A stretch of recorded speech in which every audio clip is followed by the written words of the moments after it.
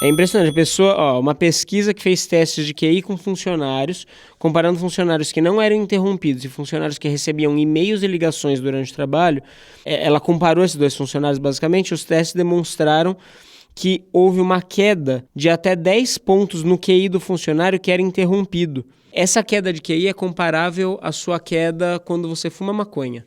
É o dobro da derrubada do seu QI para quando você fuma maconha. Das pessoas que bateram o carro, que sofreram um acidente grave, qual a parcela delas que estava mexendo no celular? É nessas horas que aparece que a gente não é multitarefa.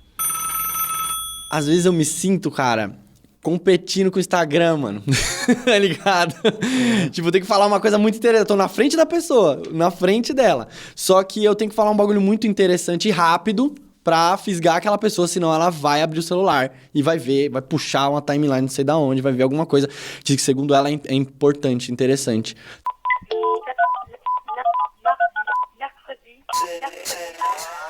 Alô?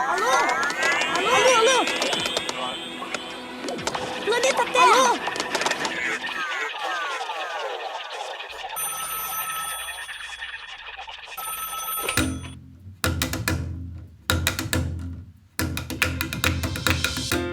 Alô, sejam muito bem-vindas a mais um episódio do Alô Ciência. E agora a gente tá num formato novo. Na verdade não é um formato novo, mas um foco novo que a gente gostaria agora de focar em livros. Então o episódio de hoje vai ser sobre o livro Foco Roubado. Estou eu aqui, eu sou o Lucas Andrade, estou com o Marx. E a gente tá com um convidado que sempre para falar sobre psicologia, problemas sociais, a gente sempre chama aqui, que é o Rafa Moritz. Olá, gente. Beleza, o Rafa, ele é psicólogo e mentalista. Aí depois uma hora a gente entra. O pessoal já tá cansado de me ouvir aqui já. O Rafa já é da casa, já. Valeu. E falando de manipulação, a gente trouxe você. Adoro.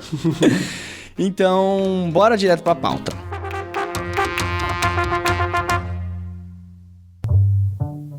Você sente que nos últimos anos você perdeu o seu cérebro? Sua memória, sua capacidade de pensar, de refletir, a sua criatividade foram afetadas nos últimos tempos? Falando em tempo, e o seu tempo? Você tá achando que ele tá passando sem você perceber? Você se frustra com a maneira que você usa o seu tempo? E a sua memória? Você termina o dia e mal se lembra do que fez, por exemplo? E a sua atenção? Você já se pegou fazendo várias tarefas ao mesmo tempo e não sabia o porquê estava fazendo tudo aquilo? E eu vou além. E os seus sonhos, de vida mesmo? As suas buscas da sua vida? Você sabe por que você anda buscando essas coisas? Eu respondo por mim. Sim, eu me sinto exatamente dessa maneira. Tem dia que eu me pego pulando de uma tela para outra, enfim, fico distraído boa parte do dia. E aí a gente percebe que existem várias forças da vida moderna que deixam a gente assim, tipo, vacilando, com um foco perdido. Mas não é simplesmente porque a gente deu bobeira. Talvez o nosso foco não tenha sido perdido ao acaso. Talvez ele tenha sido sequestrado. Talvez ele tenha sido roubado. A gente vive hoje em uma cultura que faz a gente andar mais depressa, falar mais rápido, trabalhar mais. A gente é ensinado a pensar que é daí que vem a produtividade e o sucesso. A gente vive numa cultura do compartilhamento, onde a nossa atenção é um produto, onde existem mídias sociais projetadas para capturar essa nossa atenção e vender ela para quem paga mais. Como se fosse um bando de pombo treinado por um mentalista. Nesse processo, a gente tende a se culpar. Mas, como diz o Johann Hari, o autor do livro Foco Roubado, mas essa não é só uma falha pessoal minha, sua ou do seu filho. É algo que está sendo feito a todos nós. O Johann, ele é escritor e jornalista do The New York Times, e nesse livro ele mostra que o buraco é muito mais embaixo.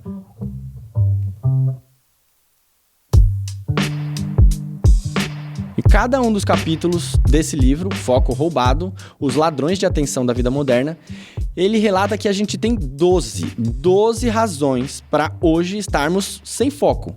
Uma delas é redes sociais, excesso de informações, excesso de trabalho, otimismo cruel, poluição, falta de leitura e por aí vai. Essas são algumas das forças que ele explica. Ele passou 3 anos pesquisando sobre esse assunto, entrevistando mais de 250 especialistas, além de ter passado 3 meses em completo isolamento de internet, e ele conta como ele se sentiu nesse livro. O Johan convida a gente a refletir como hoje a gente vive uma crise. Além da crise ambiental ou política, a gente vive uma crise da atenção. E resolver isso como sociedade vai ser decisivo para a gente resolver todos os outros nossos problemas como um todo, como sociedade. E para resolver esses problemas, o primeiro passo é entender essas forças que estão jogando um ácido na nossa atenção todos os dias. Para juntos, então, a gente evitar que façam isso com a gente. Hoje a gente vai trocar essa ideia. Quem foi que roubou o seu foco? E como a gente pode resgatar essa nossa atenção e estar presente nas nossas vidas?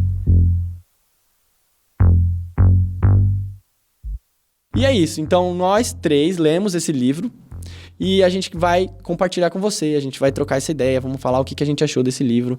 E a gente recomenda muito que você leia. Esse livro lançou no ano passado pela editora Vestígio, a gente não tá ganhando nada com isso, tá? Não é um publi, e a gente fez por conta própria mesmo. Então vamos começar a nossa discussão aqui, galera.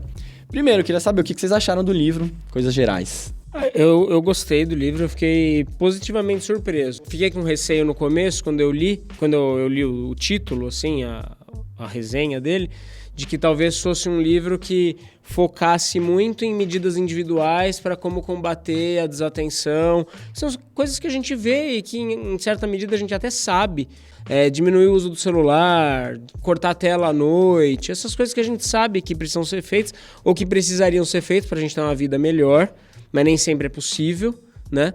E eu achei que ele ia ficar por aí, mas eu fiquei muito surpreso, positivamente surpreso, quando ele inclusive problematiza essas medidas individuais e leva para um aspecto mais profundo, né? Para um aspecto mais coletivo e para as possibilidades que as pessoas têm no mundo real, assim, né? Não dá, eventualmente não dá para eu cortar todo o computador, tirar toda a tela, porque isso faz parte da realidade, faz parte do meu trabalho, né? As pessoas normais, elas precisam trabalhar, elas não vão dormir 8 horas por noite, né? Então, eu acho que ele muitas vezes ele leva isso em conta na hora de fazer proposições, assim. Então eu achei que ele foi mais profundo do que eu esperava, eu achei muito legal. Sim. Ele trouxe, né, o autor, para mim, essa coisa que você falou da problematização da questão do foco, para além das soluções individuais. Então, a gente está pensando em como é que... sabe como você resolve o problema de morar numa cidade super poluída? Compra uma máscara de oxigênio.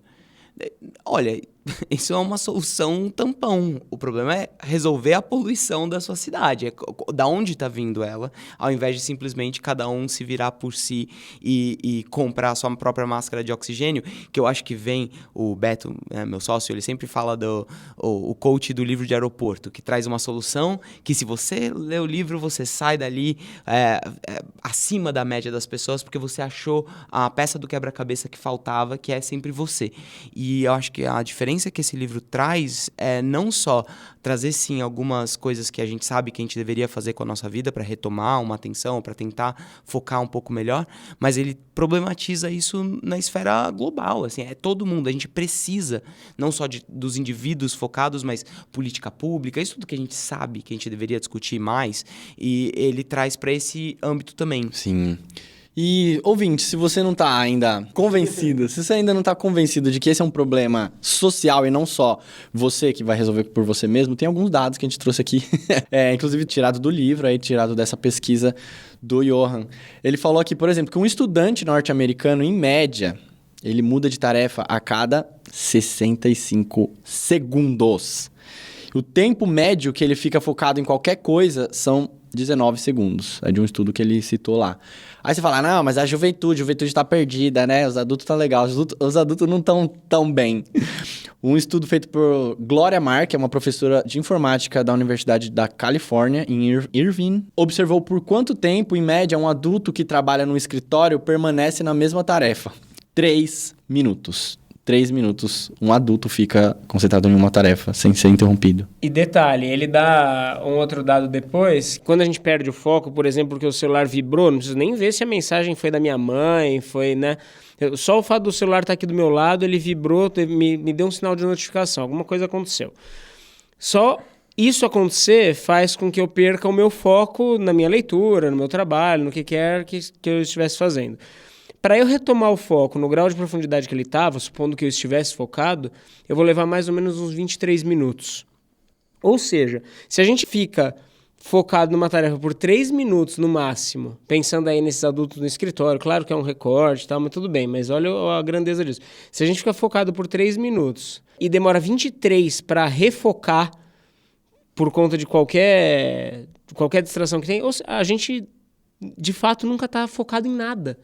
Isso é assustador, a gente não consegue 23 minutos para voltar a ter o grau de olhar com calma, com qualidade que a gente estava tendo para um negócio, sendo que toda hora o celular apita, né? É muito improvável que a gente consiga focar em alguma coisa ao longo de um dia, por exemplo. E eu acho que essa é a primeira lição que a gente já dá, e que eu tive desse livro você não é multitarefa, tá ligado? Apesar da gente achar que a gente né, mano? Ele solta esse dado, inclusive, né? Que eu não lembro a porcentagem agora, mas é uma porcentagem significativa de pessoas que acha que consegue fazer entre 5 e 6 tarefas ao mesmo tempo. Sim. Você não é multitarefa. E o que acontece? O nosso cérebro, ele faz uma maquiagem ali, né? Nas nossas tarefas. Se você tá lá, sei lá, tem que escrever um relatório, sei lá. E ao mesmo tempo, tá com o WhatsApp aberto, respondendo os grupos e conforme vai vindo as notificações, você tá passando de uma tarefa para outra. No fim do dia, você tem lá, talvez, você tenha o seu relatório feito e você tem a sensação de que você conseguiu dar conta dessas duas coisas, tá ligado? Tem uma amiga minha, ela é professora. Eu vou mandar então ela multitarefa.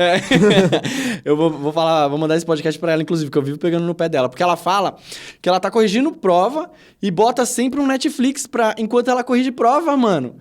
Aí ela fala, não, eu consigo, eu sou boa nisso. Eu falo assim, amiga, você tá se enganando, mano. Porque no fim do dia você demora muito mais pra corrigir aquela prova, sabe?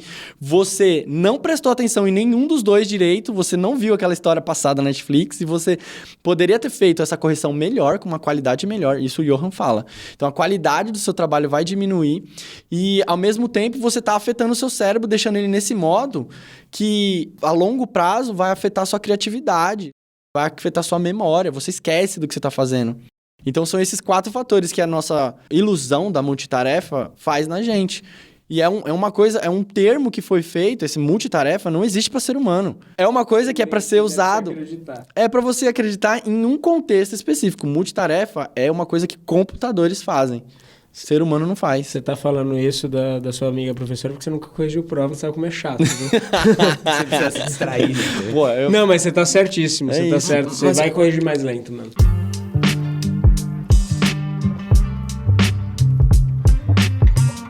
Acho que a gente pode fazer o olhar do...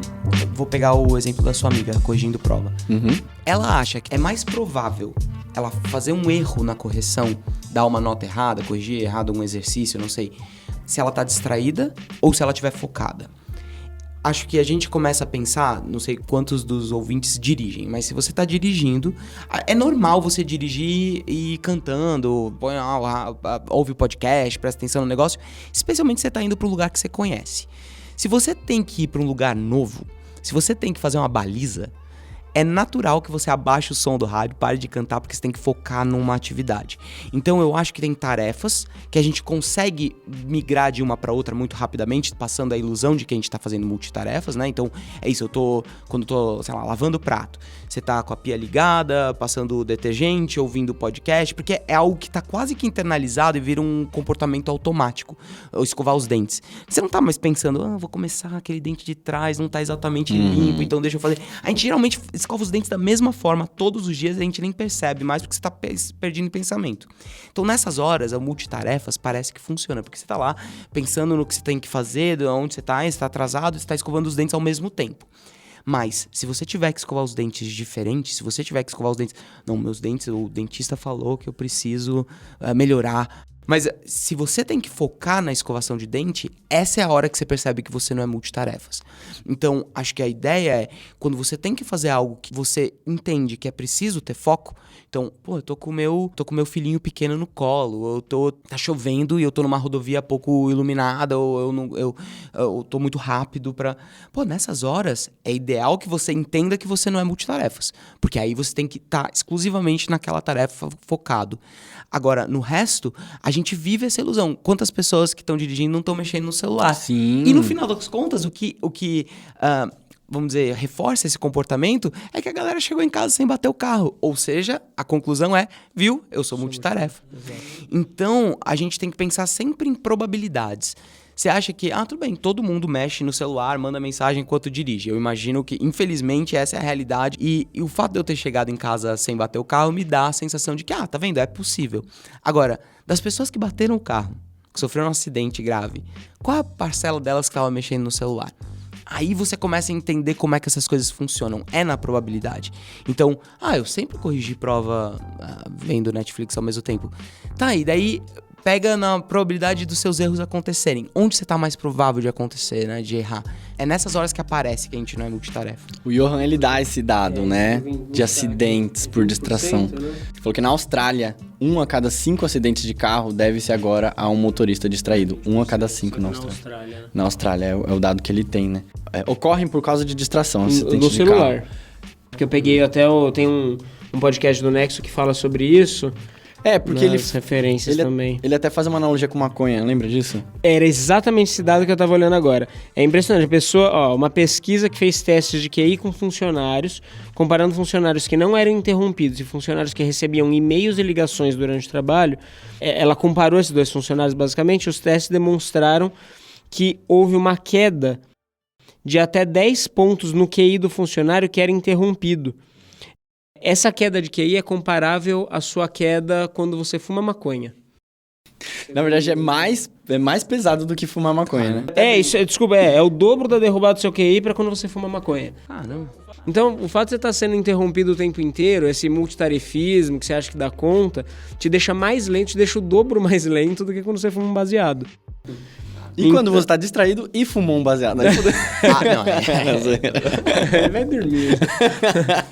Não, mas né? Tipo, tem coisa que a gente aceita e tem coisa que a gente não aceita, né? E isso tem que se tornar inaceitável pra gente. É isso que é impressionante, porque quando ele deu esse dado de fumar maconha, você fala assim, porra, nunca que alguém ia achar plausível o cara ficar lá trabalhando chapado, né? Isso ia soar estranho, pra dizer o mínimo. Sim. Mas o cara ficar lá multitarefeiro, recebendo ligação, respondendo e-mail, é capaz dele ser mais reconhecido, dele ser reconhecido como um herói. É capaz dele ter esse grau de reconhecimento, porque tem esse grau de reconhecimento, eu faço várias coisas. É o mártir do trabalho, que eu costumo dizer também. Sim. O martírio do trabalho. Tem que ser um negócio que você sofre. É um sacrifício. Um sacrifício. Né? E não, velho, não devia ser. Tem quase que um glamour mesmo, de chegar e falar assim, e eu aguentei, e eu tô aqui. E eu penso, que legal que de vez em quando a vida vai exigir da gente sacrifícios. E é bom que a gente esteja preparado pra esses momentos. Agora, se você tá perdendo o seu sono todos os dias, ao longo de um largo período de tempo, um período muito extenso, cara, não dá pra você imaginar que o seu cérebro tá funcionando a todo vapor mais. Não é assim que funciona. Não dá. Então, a gente por um lado, recompensado emocionalmente, falando, olha como eu sou, eu aguento, eu dou conta. Mas que a gente tem que saber que o dar conta, ele tem que ser pontual, ele não pode ser a regra. E eu acho que a gente tá virando a regra disso, sabe?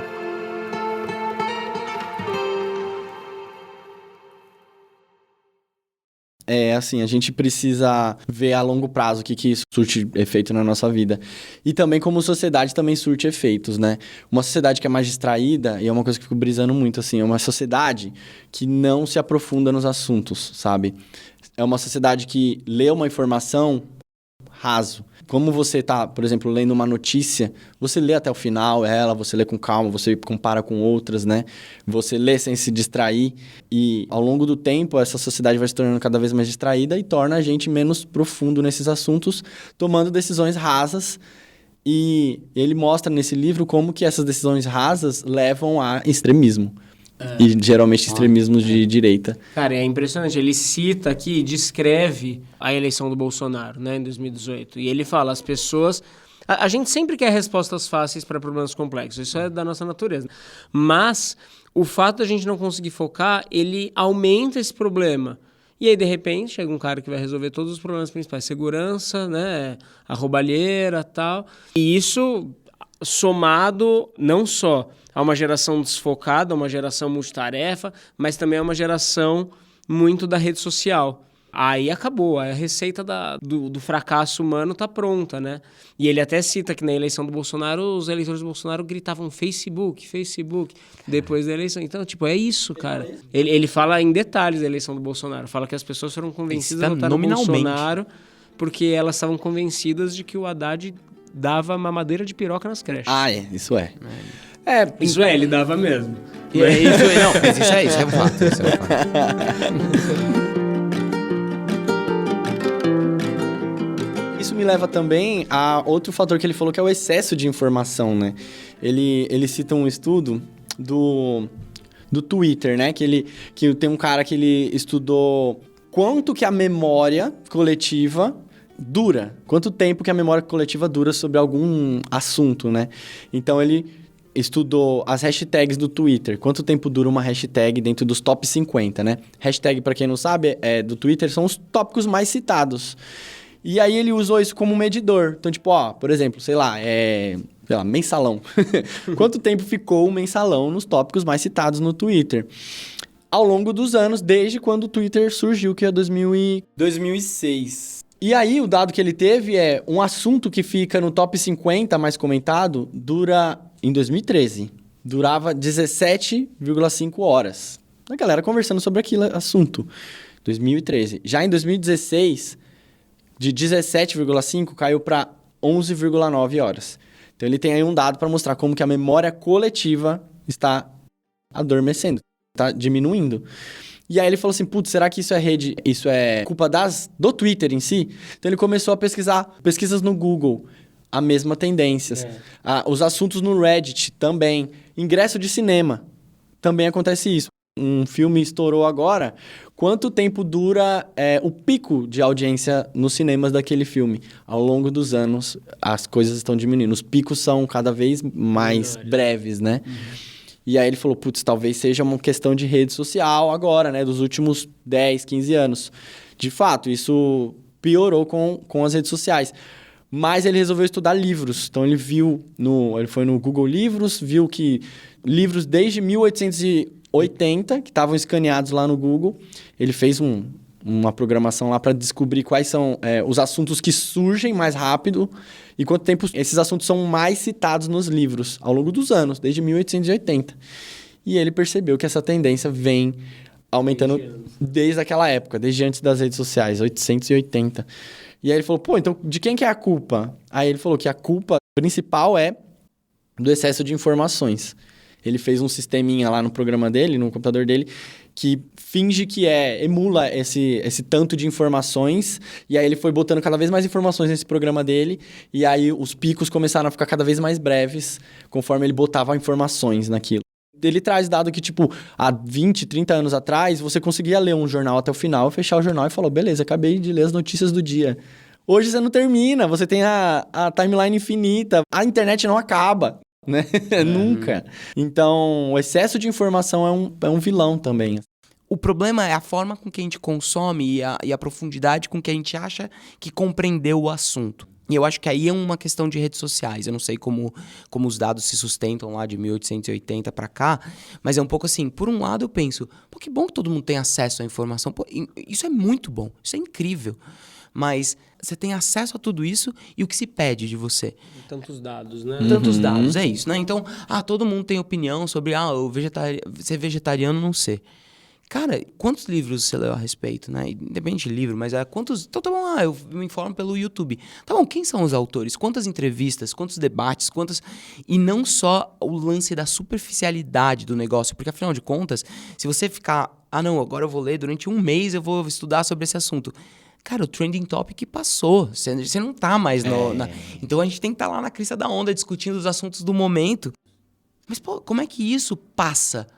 Passa como se não fosse... E o que aconteceu, né? E deu alguma coisa? Resolveu o seu problema? Não, só virou outra coisa.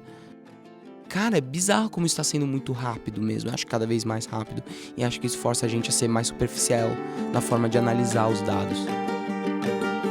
Inclusive, o Rafa falou agora, né, da questão de rede social. A rede social, o BO da rede social foi o gatilho pro Johan, não diria só escrever o livro, mas para ele ter uma experiência que ele narra logo nos primeiros capítulos, que é uma experiência de se isolar durante alguns meses, né?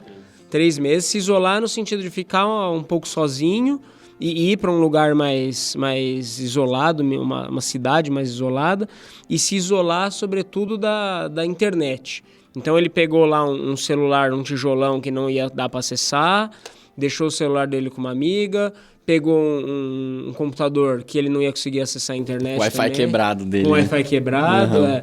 E ficou. E ele falou que ele foi abstinência, né? Sofreu, mas que depois de um tempo ele começou a ver sentido no lance do cérebro dele dar uma voltada, né? Desacelerar um pouco, né?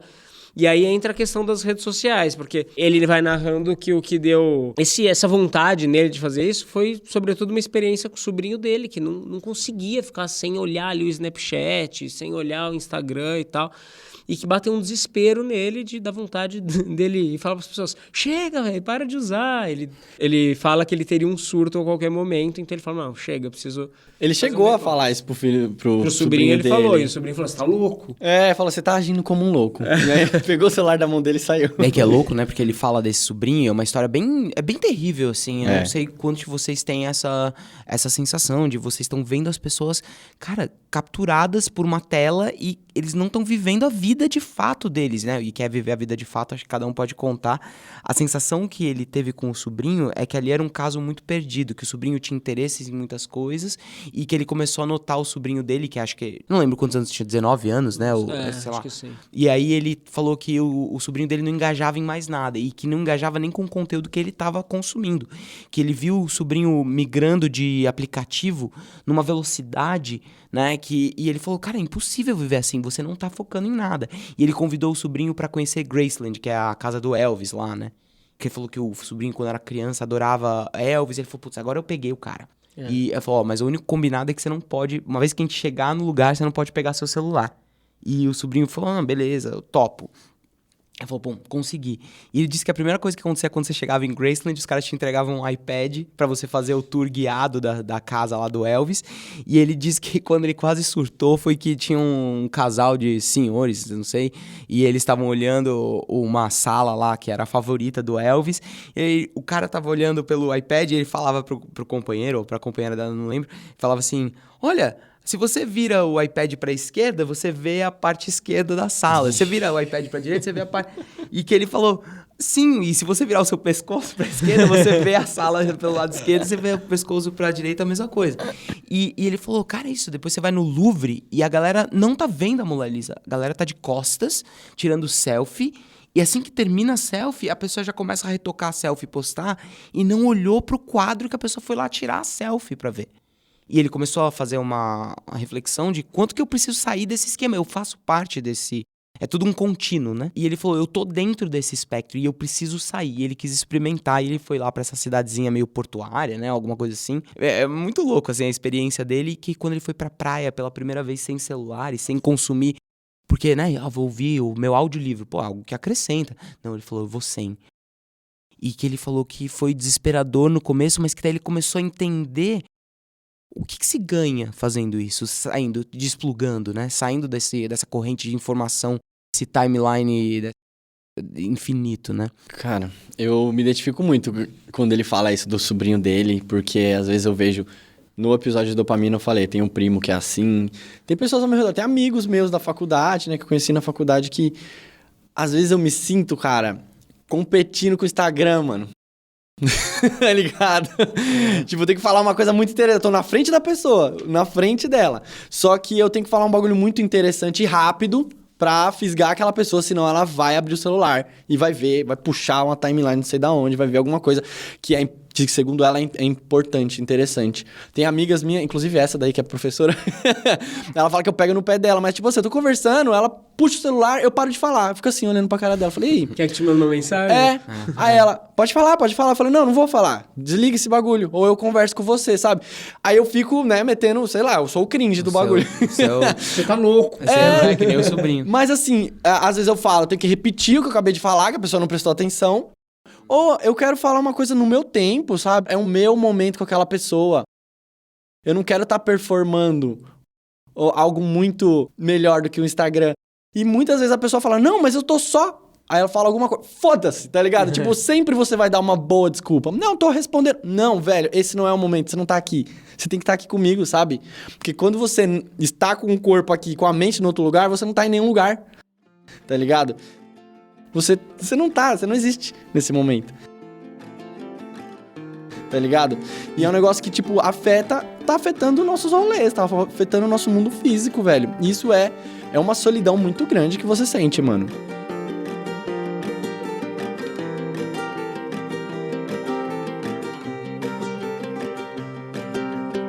Olhando pra essa situação que você falou, é assim, você perguntar pra sua amiga, mas peraí, você prefere uma tarde batendo papo comigo ou olhando pro Instagram? E ela poderia dizer, claro que é passando contigo. Mas qual é a escolha dela de fato, dia após dia?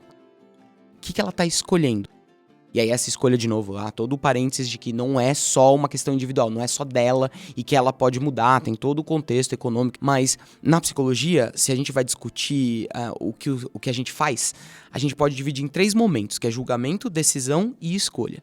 Julgamento é algo que acontece inconscientemente lá dentro, a gente está monitorando as probabilidades e as coisas que vão acontecer de uma determinada ação. Isso acontece lá nos bastidores do nosso cérebro. A decisão, que a gente usa coloquialmente como sendo a mesma coisa. Eu escolhi tal coisa ou eu decidi tal coisa, mas não é. Na psicologia a gente diferencia. Decisão é quando você faz uma ação na sua cabeça. Então, eu decido que amanhã de manhã eu vou acordar cedo e sair pra correr, pra fazer exercício físico, sei lá, eu decidi. Escolha é o que você de fato faz no dia seguinte, quando toca o despertador. Então, você pode achar que eu decidi sair com o Lucas pra bater um papo, cara, porque é isso, eu decidi. Amanhã eu vou sair, não sei o quê, e vou sair pra tomar um café e bater um papo. E qual é a tua escolha de fato quando você chega lá? Você tá escolhendo fazer isso? E pra psicologia comportamental, os behavioristas radicais, a gente chama, né, o analista do comportamento, não existe comportamento mental. Existe só aquilo que você faz no mundo real. Existe a sua escolha só. Então, se você tá escolhendo olhar pro seu Instagram enquanto você tá com o teu amigo falando lá na tua frente, isso tá dizendo o que você comportamentalmente prefere. E isso é bizarro, quando a gente começa a olhar e fala assim, não, peraí, então eu tô lá assistindo o jogo de futebol do meu time, mas o que você tá escolhendo? Não, eu tô escolhendo ficar olhando aqui pro meu Twitter, tô escolhendo olhar pra minha rede social, pras minhas mensagens. Agora, no final do dia, faz o cálculo. O que você prefere fazer? Olhar pro seu Twitter ou assistir o jogo de futebol? Se a tua escolha é diferente da tua decisão, eu acho que você tem que começar a acender uma luzinha do tipo, cara, eu tô sendo sequestrado. A minha atenção tá sendo sequestrada. Eu não tô fazendo aquilo que eu tô decidindo fazer. Eu não tô conseguindo cumprir aquilo que eu me programei.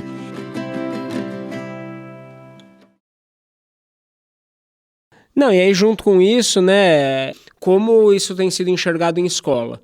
E aí, claro, eu vou trazer uma evidência anedótica de um olhar meu e de um olhar de outros professores, mas a minha hipótese é que se isso for pesquisado, o resultado vai mostrar uma certa catástrofe para os alunos, assim, porque eu acho que os alunos estão muito ansiosos, né, as crianças, né, estão muito ansiosas, e isso se deve a um conjunto de fatores da sociedade de hoje que vem uma pandemia que impediu um pouco a socialização deles, junto com a extrema-direita abrindo portas, e isso faz com que as pessoas fiquem meio fora da casinha, para citar o nosso Arthur Aguiar.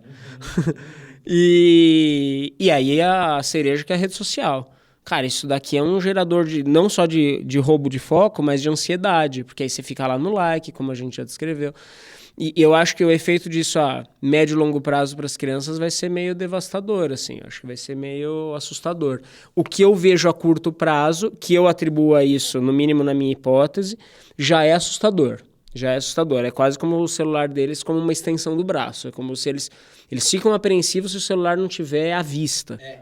Então, e isso eu noto nas salas, assim, e os professores notam, e os professores de forma geral, não estou fazendo um recorte só do meu colégio, estou falando da classe de professores de forma geral, notam que as crianças estão mais ansiosas, mais apreensivas e mais difíceis no sentido de que menos contidas, no pior dos sentidos, assim, que é como se elas não soubessem o que fazer naquele momento, quase como se a cabeça dela estivesse com várias abas e ela não estivesse regendo nenhuma, que é um pouco do que a gente discutiu. E eu acho que é sintomático aparecer isso agora, assim. Cara, é anedótico que eu vou falar, mas eu dou aula particular às vezes, né? Pra crianças, tá na classe social é que você dá aula também. E tinha um menino que ele tava, pode ser patológico, mas ele tava com o celular dele, ele ficava olhando toda hora o celular. Aí eu falei assim, amigo, você não quer desligar o celular? Melhor, né? Não, tá bom, ele desligou. Super fofinho ele. Desligou, o celular desligado em cima da mesa, ele ficava olhando. Aí, tipo, a cada 10 segundos ele dava uma olhada. Aí eu falei, você não quer esconder seu celular? Aí ele, tá bom, ele botou na mochila e botou no chão a mochila, assim, botou o celular dentro da mochila. Pois ele ficava olhando pra mochila, velho. Cara. Toda hora, tipo, cada 10 segundos ele virava a cabeça e voltava. Ele virava a cabeça e voltava. Eu falava, você quer lavar a cara? Né? Vamos dar um reset aqui, vamos voltar. Você quer jogar fora o seu celular? E ele estava assim, ele falava assim, quero, tipo assim, desesperado, ele queria sair daquilo, mano. Ele, quero, não, beleza, ele foi lá, lavou. Aí, não, só mais uma. Ele fez assim, eu juro, só mais uma olhada. Aí ele dava mais uma olhada e voltava. Eu falei, meu Deus, esse moleque tá num nível, assim, desesperador. Eu estava agoniado de estar do lado dele, tá ligado? Imagina alguém que precisa estudar profundamente alguma coisa. Não tem nesse condição. estado. É tipo de ler uma página de um... É o que ele falou, você vai perder o foco. Aí imagina, ele vai perder o foco a cada 10 segundos, cada olhadinha dessa, e ele vai demorar 23, é aquele dado que eu falei no começo, ele nunca vai estar focado. Ele nunca vai ler uma página de um livro, velho. E era uma sala fechada, silenciosa, imagina... Com um professor ali. Mano, imagina ele sozinho com o véio. celular e o computador e o videogame.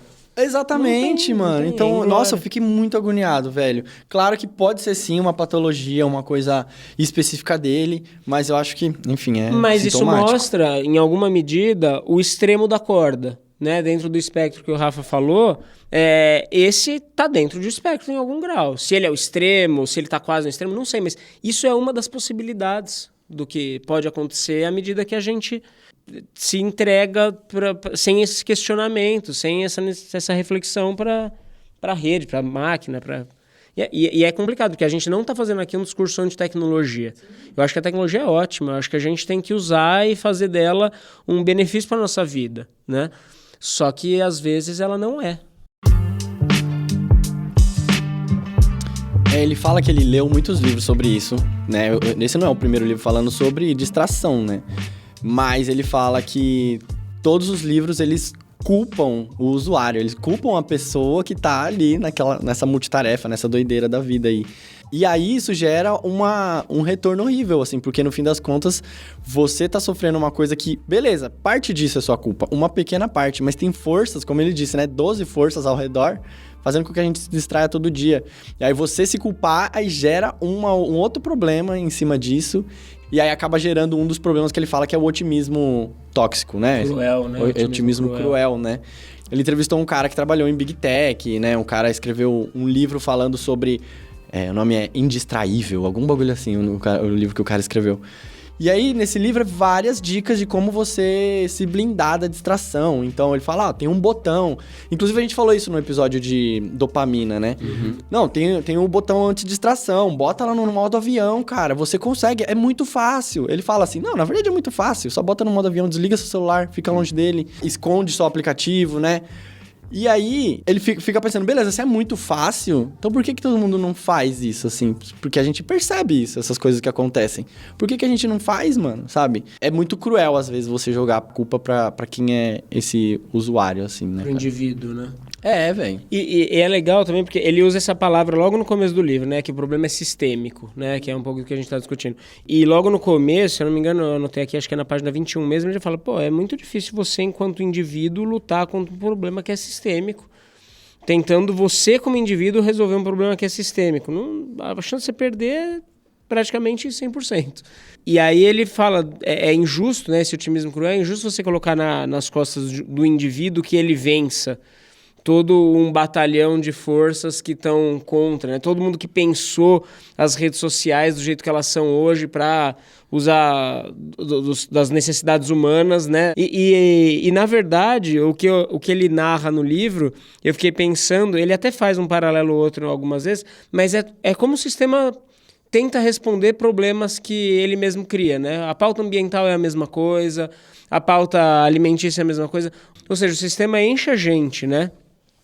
E o sistema econômico mesmo, como ele mesmo coloca, não são nem palavras minhas, ele fala de sistema econômico.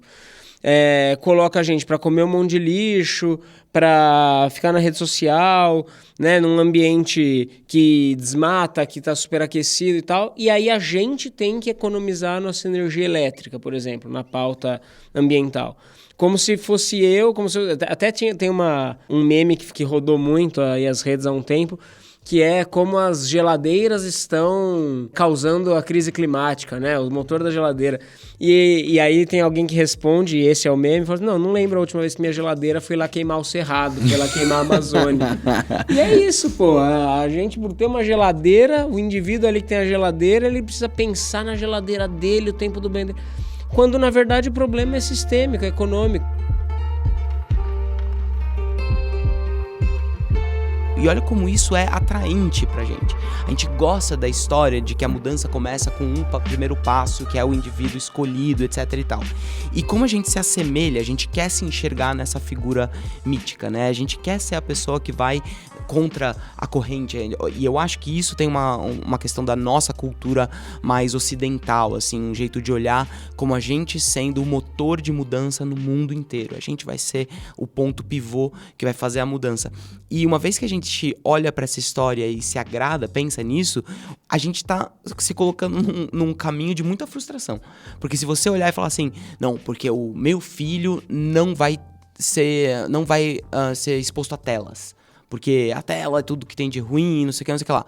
E aí, quando você vai lutar a batalha de verdade, a chance de você ser esse guerreiro que vai matar 100 com a mão direita e 100 com a mão esquerda, ela é muito pouco provável. Então, esse cara que você falou antes sobre, né, o indistraível, cara, talvez existam pessoas com maior condição, porque a história delas fez elas assim, não sei o que lá, mas que não é pra todo mundo. E é uma droga pensar que não é pra todo mundo, porque dá uma parte da vontade de, então desencana, quer saber? Vou deixar minha geladeira aberta, dane-se, não vou separar material de reciclagem, plástico vai junto com orgânico e dane-se, porque não faz diferença. Então, a gente tem que ficar, e é sempre essa coisa do equilíbrio, né? Como é que a gente vai ler isso? Não, eu vou cuidar da minha reciclagem, eu vou olhar para isso, mesmo sabendo que o impacto que isso vai ter no mundo real é muito pequeno. Mas porque eu acredito que a soma dos impactos individuais vai fazer diferença, e mais, eu vou ficar conectado para não ficar exatamente 100% culpado quando eu joguei o lacrezinho do iogurte de alumínio no negócio errado, e como é que eu vou lidar com essa minha expectativa de ser a pessoa que vai mudar tudo, sabe? Isso é uma facilidade nossa de ler a história e de querer se colocar no centro. E aí eu acho que a gente tem que ficar sempre com isso, assim, em xeque. Eu sou tão importante, eu sou tão potente assim, e talvez não sejamos, mas ao mesmo tempo é legal contar um pouco uma história de que, porra, eu tô fazendo as coisas de forma correta, sabe? Tipo, é muito legal as pessoas olharem como, não, eu vou resolver isso por conta própria. Eu acho que faz parte da luta, assim, você começar por você mesmo, né? Eu falo como, tipo, no episódio de vegetarianismo a gente falou sobre isso, né? Tipo, você mudando a sua alimentação, você não vai acabar com o desmatamento no cerrado pra plantar soja. Mas tô fazendo a minha parte. Mas isso precisa ser aliado a uma luta política, a luta juntando com outras pessoas, né? Pra fazer tipos de pressões, né? E eu também sei que quando alguém fala que é muito fácil você resistir às distrações, por exemplo, por conta própria, quem fala isso é alguém que não tá sofrendo estresse na vida, tá ligado? Esse cara que conversou com o Johan, que falou assim, não, é só você desligar seu celular. E uma das dicas que ele dá é perceber quando você tá estressado. E quando você tá estressado, você tá mais fácil de ser distraído. E aí o Johan falou assim, não, é engraçado, porque ele até cita um estudo que fala que um estudo da Escola de Formação de Negócios de Stanford fala que os fatores que mais geram estresse nos Estados Unidos, no norte-americano, é falta de um plano de saúde, A constante ameaça de demissão, falta de poder e autonomia na tomada de decisões, longa jornada de trabalho, baixo nível de justiça organizacional e demandas não realistas. Quem que sofre isso? O pobre. A pessoa que tá, periférico, a pessoa que tá minorizada. Então, se você falar isso pra alguém que tá tendo uma jornada de trabalho que mal pode dormir direito, como que essa pessoa vai fazer uma escolha consciente de não vou mexer no celular aqui, não vou me distrair, né? Vou ficar focado, seja lá o que for, dentro do meu busão aqui, sabe, velho? Quando você sofre uma força muito grande social, se vem outra pessoa e fala, não, é muito fácil você resolver isso, é quase uma ofensa, sabe? Tá ligado? Ele até cita também o problema da obesidade, né? Que ele fala que a obesidade... Tem muita gente que joga a obesidade na conta de quem é obeso, né? Fala assim, não, o problema é seu, que não tá indo pra academia, que não tá se movimentando, que tá comendo junk food. Mas a obesidade também é um problema desse tipo, é um problema social. Tipo, por que a obesidade acontece em certas sociedades? Tipo, Estados Unidos, a galera mais ocidental. Porque é uma cultura. E muito localizada, muitas vezes, em determinadas classes sociais, né? Sim, a gente fez cidades que não dá pra se movimentar de bike ou andando, a gente fez lugares que é difícil você acessar comidas naturais e saudáveis. Então, é uma cultura e é sintomático de uma sociedade, não é de uma pessoa que é preguiçosa, tá ligado? Simplesmente.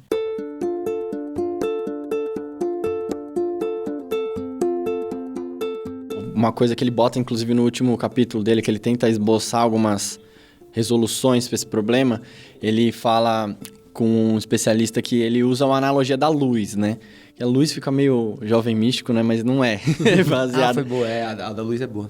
Porque ele fala que, assim, o James, o cara que falou com ele, falou assim, eu acho que eu tentei juntar a atenção que ela tá presente na nossa vida de 3 maneiras. Aí a primeira ele chama de luz direta, que é a primeira camada da atenção, que é as nossas ações imediatas, a tarefa do dia a dia. Pô, preciso pegar uma coisa na geladeira, preciso, né, fazer essas coisas, coisa do dia a dia, imediata, tarefas. É o holofote, né? Onde você coloca aquela tua atenção pra fazer aquilo. Então você tá andando, você tem que trancar a porta e ali essa luz de foco, né? Exatamente. Essa luz de holofote. Isso a gente já está sendo afetado, falamos bastante sobre isso.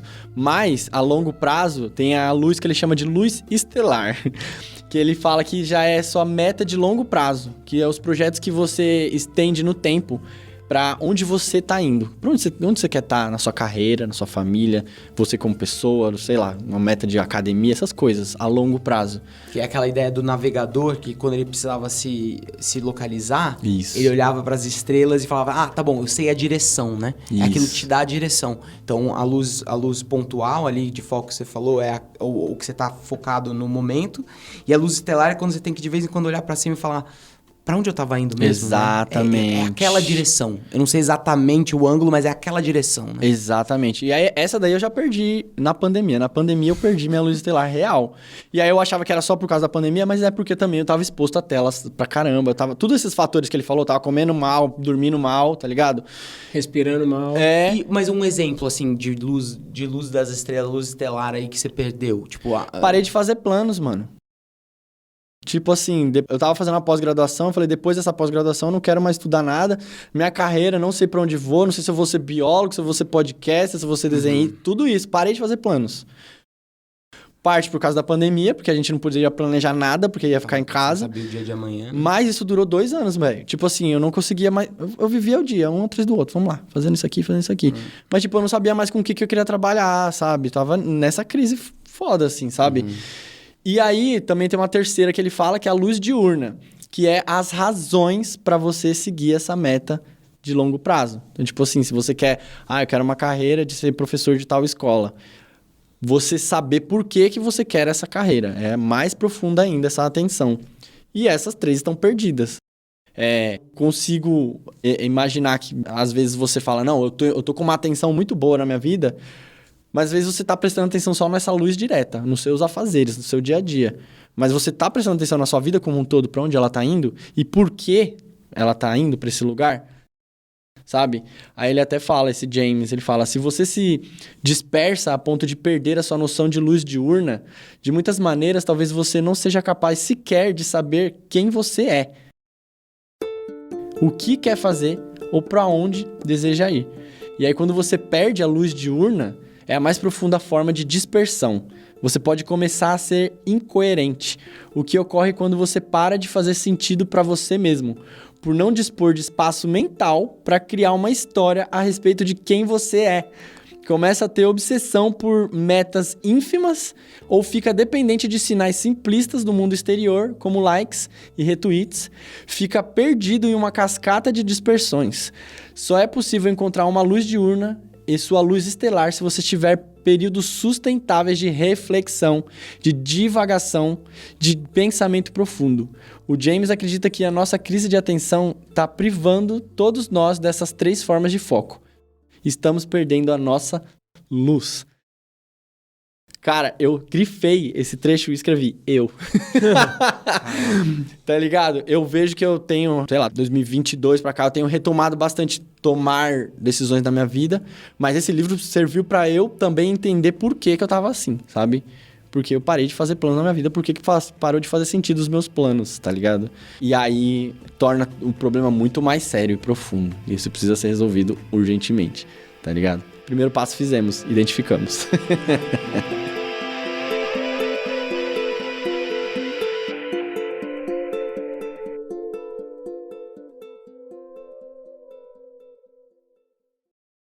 E galera, agora que a gente identificou quais são essas forças que tiram o nosso foco, não tão bem quanto o livro, claro, a gente vai quebrar esse papo em 2. Então esse papo continua no próximo episódio da semana que vem, exclusivamente, tá? Porque a gente vai continuar com a nossa frequência quinzenal, mas esse daí a gente vai dar um chorinho pra você. Então semana que vem tem novo episódio nesse mesmo horário, certo? E nesse mesmo dia.